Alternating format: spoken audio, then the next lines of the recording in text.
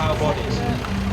This plough is fitted with Epi semi-digger bodies, very popular in the 1950s. The plough is fitted with a depth control wheel, as there is no hydraulic depth control in this tractor. Still used today on all tractors. Next, red tractor, David Brown 25D from 1952. David Brown started to produce their own tractors at Meltham, Huddersfield in 1939. First tractor was the VAK-1.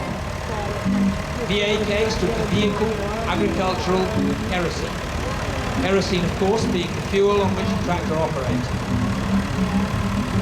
Featured David Brown's own 4-cylinder engine.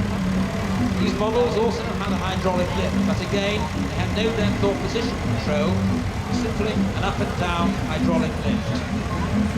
As the patents for depth control hydraulics were still held by Harry Ferguson. For this reason, David Brown could not use the Ferguson converging 3-point lift system. Instead, they used a parallel 3-point lift system. They were also the first to offer a screw-type adjustable top link.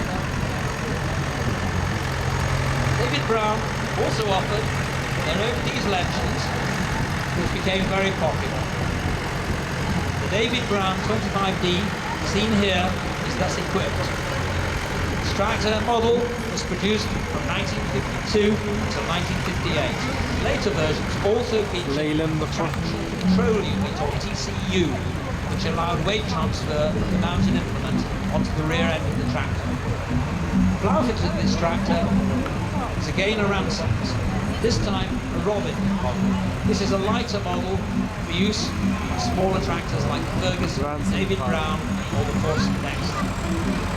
It has a depth wheel, so it can be used on tractors with no hydraulic depth control. Next tractor, again a red one, 1964 Nuffield 1060 with a Ransomes TS59 plough. The Nuffield tractor began production in 1948. It was a large tractor with many advanced features. The Nuffield could be fitted with a diesel engine from 1950 onwards. The tractor became designated the 1060 model in 1964 when the 10-speed gearbox was introduced. 1060 meant 10 forward speeds and 60 horsepower, which was a very considerable amount of power at that time.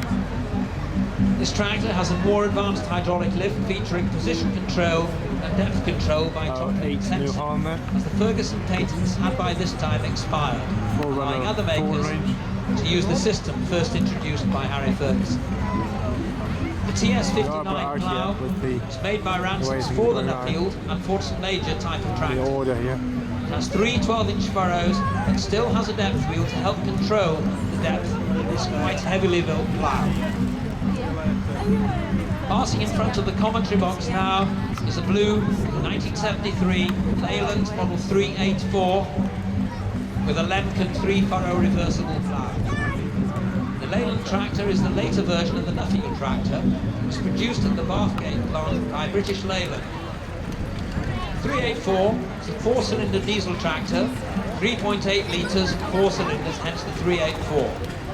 Produced 70 brake horsepower. It could be fitted with a safety car.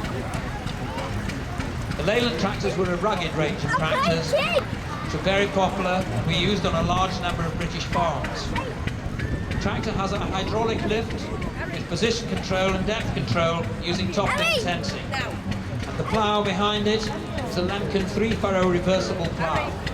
Reversible ploughs were becoming more popular in the 1960s and 70s, but the reversible models did not leave the rigs and furrows associated with conventional ploughing. 4 here. Lemken ploughs first came to the UK from Germany in the 1970s, and the firm is still making ploughs today.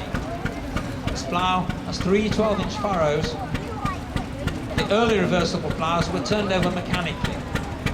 However, this one is fitted with a hydraulic ram which turns the plough over. Green tractor following the Leyland is a John Deere 3040 with a mounted Dowdeswell DP A-to-B 4-furrow reversible plough. American John Deere tractors had originally been imported into the UK until about 1948, during the wartime Lend-Lease period. However, imports ceased until the 1960s, when European manufactured John Deeres were once again being sold in the UK. This 3040 model has a 6-cylinder 95 horsepower engine and was a very high-powered tractor in its day. It's fitted with a quiet cab and 4-wheel drive, a development which allowed much better use of the tractor's power, particularly when working with the plough or other implements under difficult conditions.